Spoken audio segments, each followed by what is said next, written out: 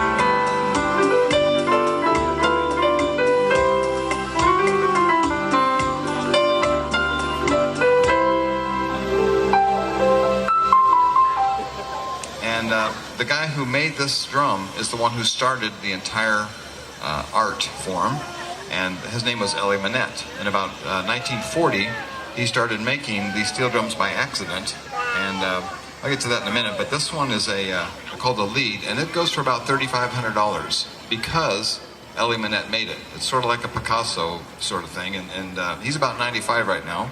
So this is a C lead. Actually, Elie told me the story, and what happened was at about 1939, when he was a youngster, about 13, he was walking in Port of Spain, Trinidad, and he was just with his gang, homies, if I can use that word.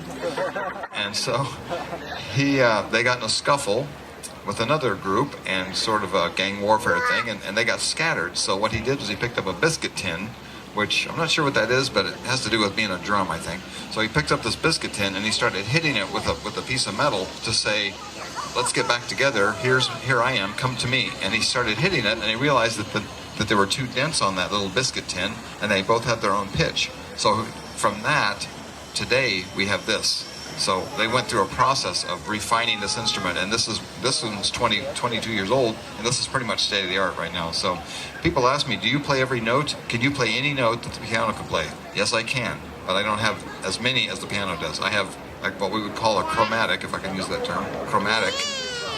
It's a chromatic thing, so I can have C, C sharp, and D, and so on.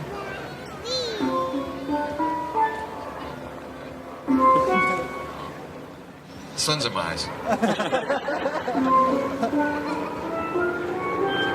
So, starting here, and so on and so forth. I have the same notes the piano has, but the piano has more of them. In fact, this is even a short piano. So, yeah, I can play all of those notes. Sometimes I play them correctly. It happens. It's like an eclipse. It happens.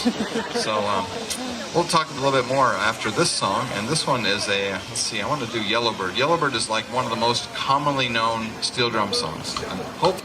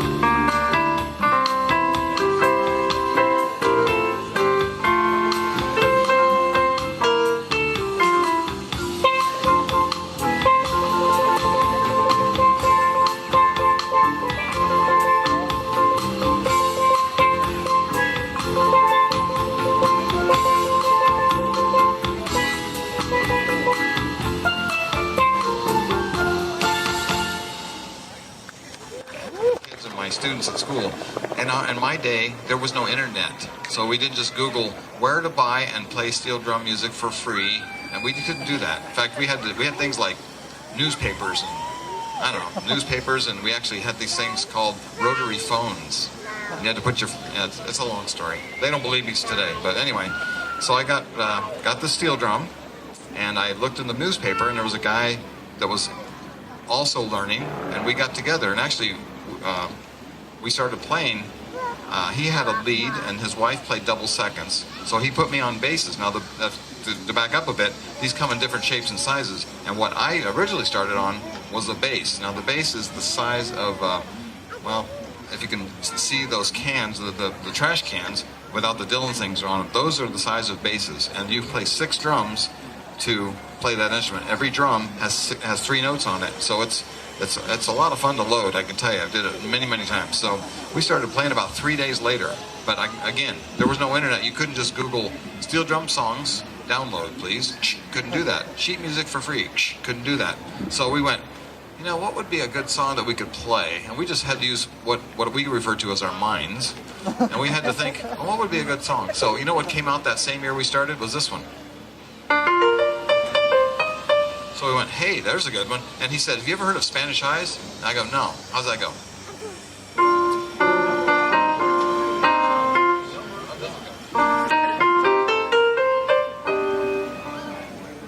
It's a good song when I play it right. Anyway. So we got together, we started practicing this, and in 3 days, here we are at the Arizona Biltmore, which is such a nice place that I'll never be able to stay there. We were playing in front of the pool. And so we went from never knowing how to play the steel drum, without the internet, we got our drums together, and we actually got a gig playing, and we had to actually call the Arizona Biltmore. We didn't just go to their website and ask if we could play there. So anyway, that's how that all began. And then in 1989, my wife and I, Linda, moved to Nickerson to be the band director there, and we brought our drums with us. We became Tropical Shores. And then we said, hey, well, how could we expand our band? What do you think? Okay, we'll have kids. So we had 3 kids, not all at once, separately. And we put a few years in between just to, you know. So we were Tropical Shores for many years, and when we get together, we still are Tropical Shores. Now, many of you know, and if you know me well, you know that Linda passed away 5 months ago of lung cancer. So I'm carrying on the tradition, and sometimes when we get together, my youngest daughter, who never really liked to play, told me today, hey, do you think we ever get together and play a gig together? I about strangled her. Because all she ever did was complain. That's just between you and me, Colin. Don't ever say that. Oh, he's filming. The internet bites me again. Isn't that funny how she wants to play now? Sorry, my son Colin's filming this. She wants to play now. Who knew? I don't want to go into it. I still don't. You edit that part out. Okay. Oh, you didn't either? Great. Folks, that'll be everything. Thanks, Phil. I'm kidding. Ah, gosh. I'm off the track here. Let's go on. Let's play something else. Did you ever think that you would get up in the morning and go, you know what? I'll bet I'm going to hear Elvis on steel drums today. Did you do that this morning? I did. I don't know about you, but I actually can play Elvis Presley. But I kind of made this song a little bit different. I'll let you figure out what the song is. Hopefully it'll be recognizable to you if I don't goof it too much.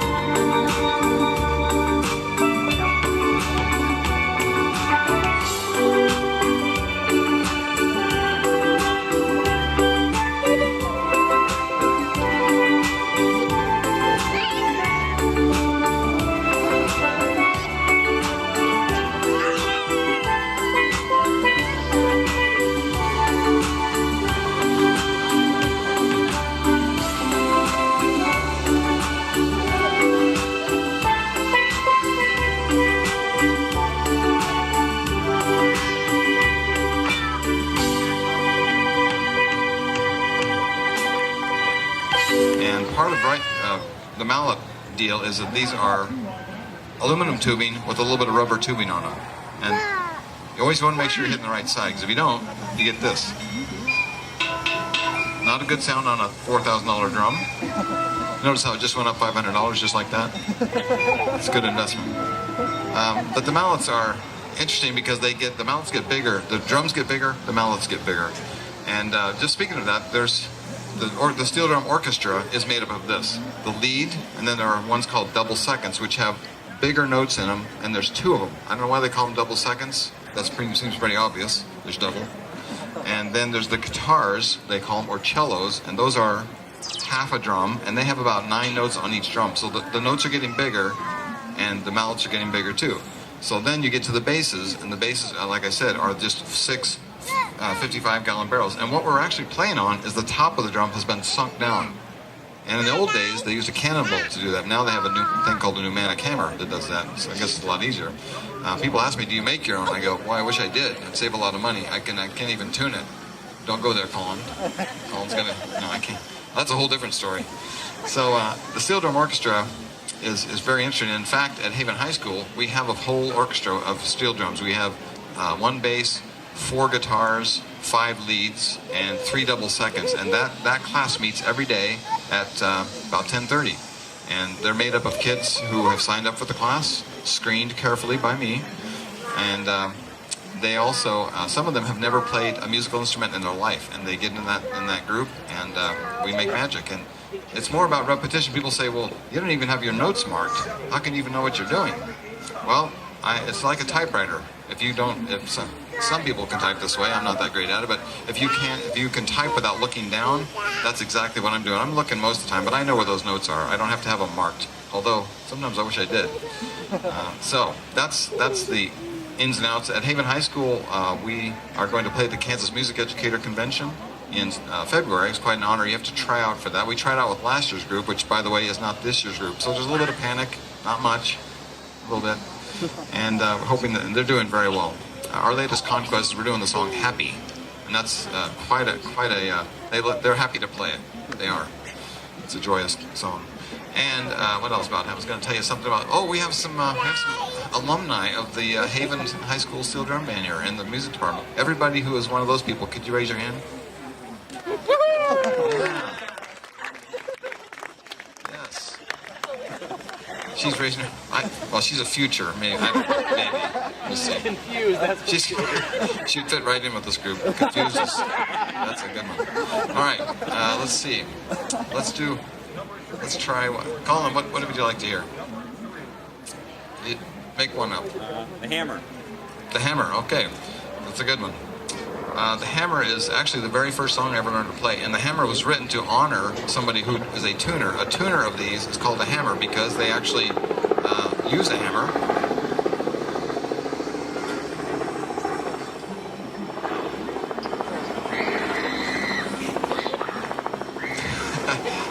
Colin's having a heart attack. This is the hammer that you tune with, and you can see that I've cut off part of this because you have to get into the steel drum. And no, I'm not going to play it. I'm not going to tune it, Colin. Tuning these is like tuning pianos. Nobody wants a bad piano tuner, and nobody wants a bad steel drum tuner. But the point is that the people who tune these are called hammers, like a lawyer and a doctor, a hammer. So the Hammer was written to honor Rudolph Charles, who passed away in '85, and it was written shortly after that. But while I'm on the subject of tuning, I did actually. These can go out of tune in 2 ways. If the sun is directly on them, the metal will change. It'll make them go concave or convex or one of those physical science terms. I don't remember which it is. But anyway, it goes out of tune. To get it back into tune, you take it out of the sun. Or you put water in it, swish it around a bit, it goes right back. Now, it's possible that sometimes these can fall off the stand like they did in 1991 here at this stage. And it wouldn't have been bad enough if it just fell off the stand, but no, it had to roll off. It was windy that day. Who knew? You know, it's Kansas. It hit the side of this stage, and then it went drum down on the cement. So I went, okay, well, we have a note out of tune. And of course, it had to be a note that I like to use. So I went to my car, and I thought, I got a hammer. I can fix that. Sort of like, you ever cut your hair when you were a little kid? I can do my, no, it's bad. So I went to my and I had a hammer. I didn't have a really good one like this. I had a full-size one. I'm pounding away on it, and then I had 2 notes out of tune. I'm pounding away. I'll fix that one. Then I'll get back to that note. I'm fixing notes left and right. I'm messing them up. I had 5 notes out of tune. So, moral of the story is, don't do that. But I have learned since that time, I've learned to be what I would call a medic. I can stop the bleeding and kind of get it back to where it's supposed to be, but as far as making it hang out like it does, you know, how the way it just fires right out, can't do that yet. Don't think I ever will because it takes too much time. I forgot what this, oh, the hammer. Yeah, okay. This is a song called The Hammer.